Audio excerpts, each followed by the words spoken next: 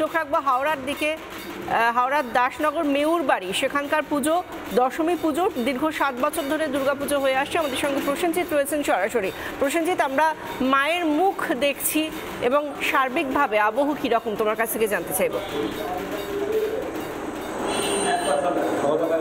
দেখো, আজকে মন ভার আক্রান্ত, মা বিদায়ের যাবার পালা, এবং ইতিমধ্যে আমি দেখাবো, আমার ক্যামেরা পার্সন দেখাচ্ছে, দেখো মাকে আজকে অপরাজিতা ফুল দিয়ে তাকে নিবেদন করা হবে এবং অপরাজিতা ফুল একেবারে সাজো সাজো রব।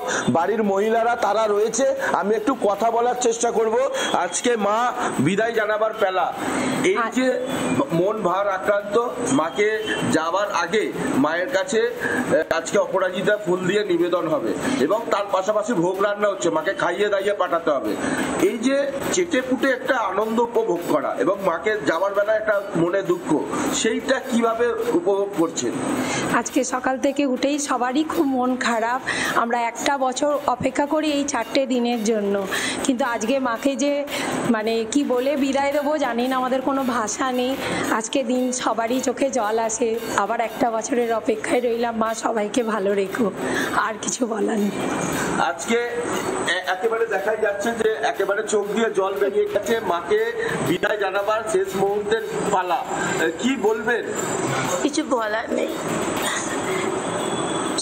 শুধু কি বলবো, যেন সামনের বছর আরো ভালো করে আমরা করতে পারি, মা যেন আমাদের বাড়িতে আছে এইটুকুনি, আর সবাই যেন ভালো থাকে।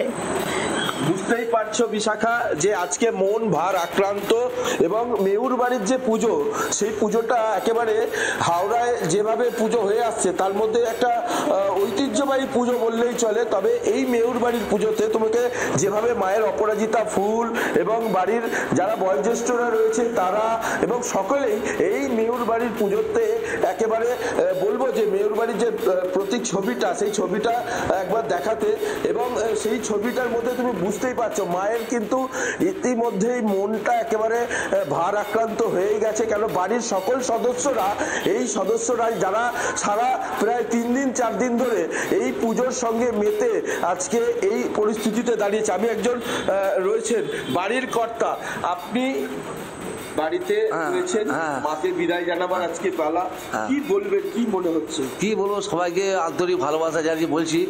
মানে আমাদের কমসম এই যে পুজোটা হয়ে গেল তারপর থেকেই সবাই সব প্রস্তুতি নিয়ে আসছে, মানে সারা বছর ধরে খেটে এবার মানে বিদায় পালা, এটা খুবই মন খারাপের ব্যাপার আছে।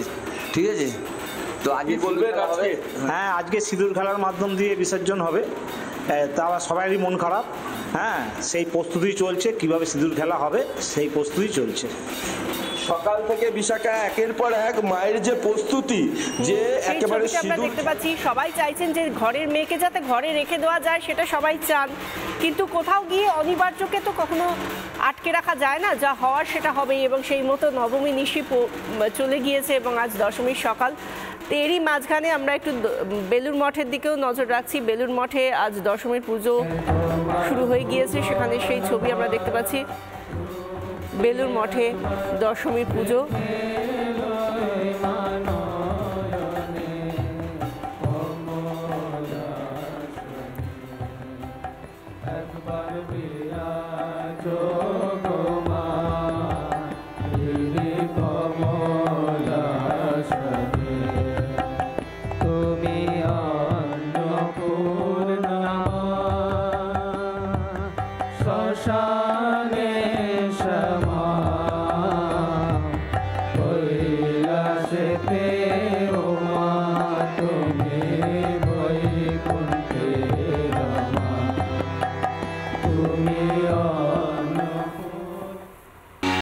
নানা ধরনের কন্টেন্ট দেখার জন্য লাইক করুন, শেয়ার করুন আমাদের ফেসবুক পেজ, সাবস্ক্রাইব করুন আমাদের ইউটিউব চ্যানেল। পাশাপাশি অন্যান্য ব্রেকিং নিউজের জন্য অবশ্যই চোখ রাখুন রিপাবলিক বাংলায়।